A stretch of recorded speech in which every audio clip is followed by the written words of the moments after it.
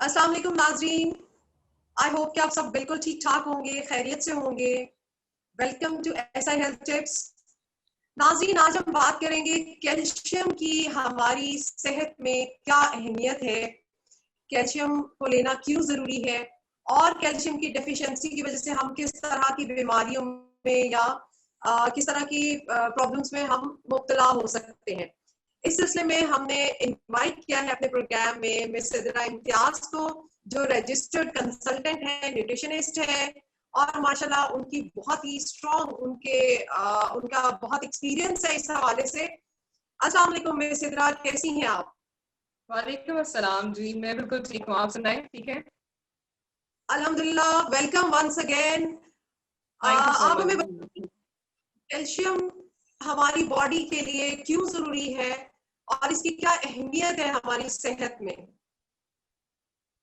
Calcium जो है ये एक मिनरल है जो कि हमें पता है कि हम हड्डियों के हिसाब से तो इसके बारे में सुनते हैं कि हड्डियों के लिए कैल्शियम बहुत ज़रूरी होता है। आपके दांतों के लिए कैल्शियम बहुत इम्पोर्टेंट है। इसके अलावा आपके मसल्स की फंक्शनिंग के लिए बहुत ज़रूरी है, नर्व्स के लिए, नर्व इम्पल्सेस के लिए बहुत ज़रूरी है। इसके बॉडी के अंदर सिर्फ दांत और हड्डियों तक ही काम महदूद नहीं है, आपकी पूरी बॉडी के लिए, आपके हार्ट की हेल्थ के लिए, सबके लिए कैल्शियम का आपकी डाइट में होना बहुत इंपॉर्टेंट होता है। कैल्शियम को हम किस फॉर्म में ले सकते हैं और हमारी फूड में ऐसी कौन सी प्रोडक्ट्स हैं जिनसे हम कैल्शियम डायरेक्ट ले सकते हैं। बेसिकली जो कैल्शियम के सोर्सेज है वो हमें दूध या दूध से बनी हुई अशया में से ही ज्यादा अच्छी मिकदार में कैल्शियम मिलता है। दूध बहुत अच्छी क्वांटिटी में कैल्शियम होता है।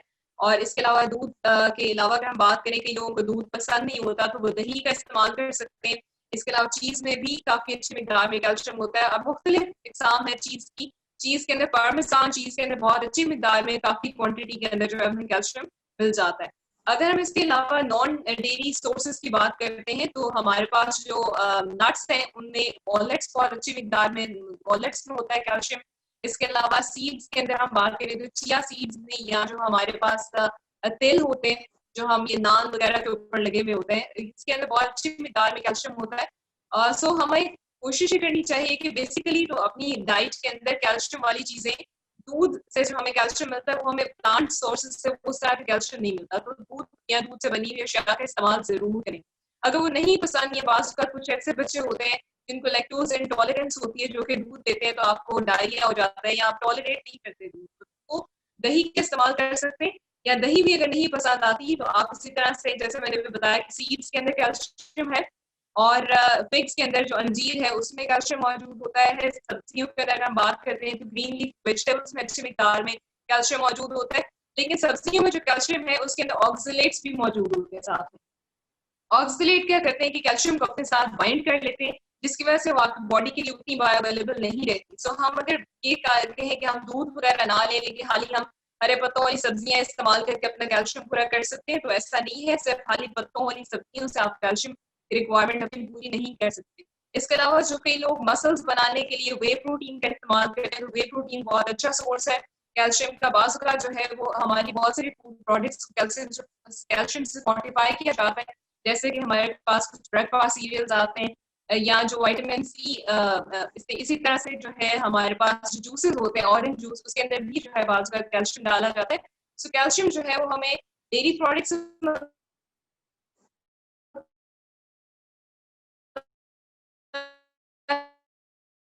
नॉन डेयरी, लेकिन कैल्शियम की जहाँ बात की जाती है तो विटामिन डी बहुत इंपॉर्टेंट होता है। अगर हम खाली अपनी डाइट में कैल्शियम लेते रहेंगे, विटामिन डी नहीं होगा, कैल्शियम की एब्जॉर्प्शन जो है वो आपकी बॉडी में नहीं हो सकती। ओके, तो विटामिन डी के लिए आप ये बताएं कि जो मीट है उसका क्या रोल है, मीट में किस कदर ये पाया जाता है कैल्शियम। कैल्शियम मीट के अंदर पाया नहीं जाता। मीट के अंदर हमें आयरन मिल जाता है, लेकिन कैल्शियम जो है वो डेयरी प्रोडक्ट्स में पाया जाता है। विटामिन डी जैसा मैंने अभी बताया कि बहुत जरूरी होता है कैल्शियम की एब्जॉर्प्शन के लिए, तो वो भी हमें जो है वो हमें फूड प्रोडक्ट्स से विटामिन डी के इतने मतलब फूड के अंदर इतने अच्छे सोर्सेज नहीं मिलते विटामिन डी के, तो उसके लिए बहुत जरूरी है कि आप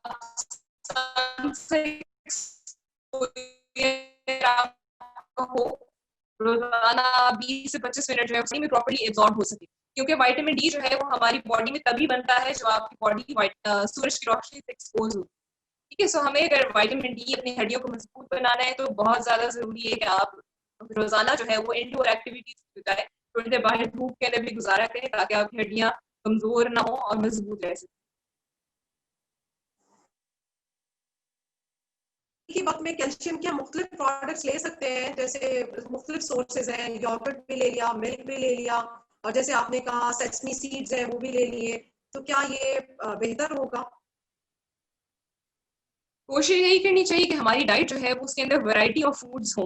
ना सिर्फ वैरायटी ऑफ फूड्स आपको कैल्शियम की अच्छी आपकी कैल्शियम की रिक्वायरमेंट को पूरा करेंगे, इसके अलावा भी अगर आपकी प्लेट रेनबो कॉन्सेप्ट जो है हम अक्सर सुनते हैं, उसका मतलब यही होता है कि आपकी प्लेट को कलरफुल होना चाहिए। जिस तरह से रेनबो में मुख्तलिफ रंग होते हैं, इसी तरह से आपकी प्लेट के अंदर भी मुख्तलिफ कलर्स होने चाहिए। क्योंकि हमें एक फूड ग्रुप से, एक चीज से, जैसे अगर हम गोश्त की बात करते हैं तो हमें एक न्यूट्रिएंट मिलता है।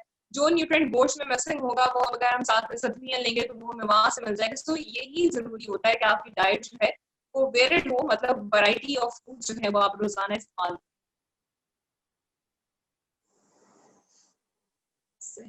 और कैल्शियम के सप्लीमेंट्स लेना क्या बेटर है?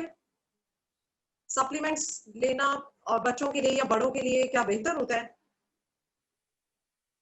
कोशिश यही होनी चाहिए कि आप सप्लीमेंट्स की तरफ ना जाएं, अपनी डाइट को जो है इस तरह का बनाया जाए कि उसके अंदर आपकी पूरी रिक्वायरमेंट जो है वो डाइट से ही पूरी हो। लेकिन बाज़ औक़ात ऐसा होता है कि हमारी बॉडी के अंदर सही तरह से एब्जॉर्प्शन नहीं हो रही। जैसे अगर हम एज्ड लोगों में बात करते हैं तो बहुत सारे न्यूट्रिएंट्स आपकी बॉडी में प्रॉपर्ली एब्जॉर्ब नहीं हो रहे, मतलब आप ले रहे हैं डाइट में लेकिन आपकी बॉडी की एबिलिटी नहीं है कि उसको एब्जॉर्ब कर सके। तब हमें ये करना पड़ता है कि आपको साथ में सप्लीमेंट्स लेने पड़ते हैं।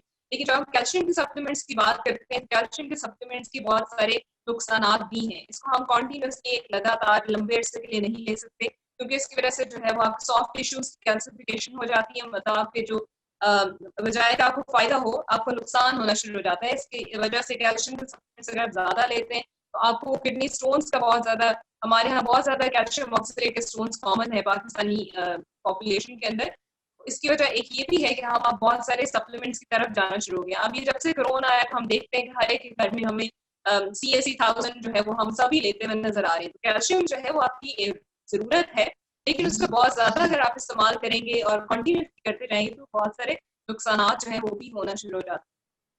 सो कोशिश यही करें कि अपनी डाइट का कैल्शियम हासिल करें। लेकिन अगर आप इस एज ग्रुप में, जैसे अगर आप एल्डरली एज मतलब बूढ़े लोग हैं या फीमेल्स हैं जिनकी हड्डियां कमजोर है, या 50 ईयर्स के बाद जो है आपकी बोन्स में कैल्शियम का लॉस होना शुरू हो जाता है, तो उन लोगों को चाहिए, उन खवातीन को चाहिए कि कैल्शियम का सप्लीमेंट लें। अगर अदरवाइज हेल्दी लोगों को जो है वो अपनी डाइट से ही पूरा करना चाहिए कैल्शियम।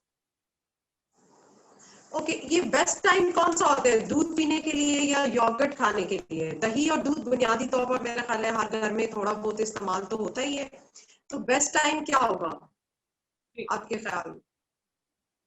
दही जो है वो सिर्फ हमें कैल्शियम ही नहीं देती, दही के अंदर प्रोबायोटिक्स मौजूद होते हैं जो कि आपके डाइजेस्टिव सिस्टम की हेल्थ के लिए बहुत अच्छे हैं। अगर किसी को डायरिया हो तो हम अक्सर उनको दही लेने के लिए कहते हैं, या कोई भी और आपके डाइजेस्टिव सिस्टम से रिलेटेड कोई मसाइल है तो उसके अंदर दही का इस्तेमाल जो है वो रिकमेंड किया जाता है, क्योंकि इसके अंदर प्रोबायोटिक्स हैं जो कि हेल्दी भी है, जो कि आपके गट को स्ट्रॉन्ग बनाता है। इसके अलावा दही जो है वो, जैसे मैंने बताया कि कई बच्चे लैक्टोज इंटॉलरेंट होते हैं, नहीं टॉलरेट कर सकते, तो वो दही के जरिए अपनी रिक्वायरमेंट को पूरा कर सकते हैं।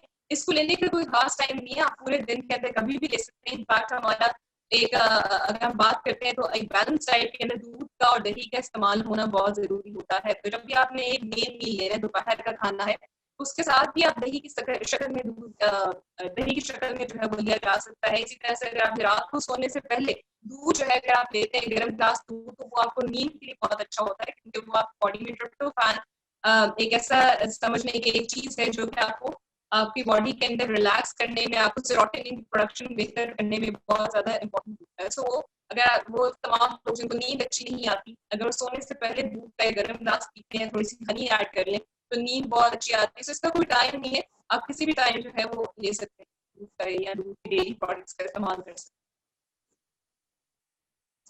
लास्ट में इसी तरह अगर कैल्शियम की कमी हो और मुसलसल इसकी कमी होती रहे तो उसके बॉडी पे क्या असरात हो सकते हैं?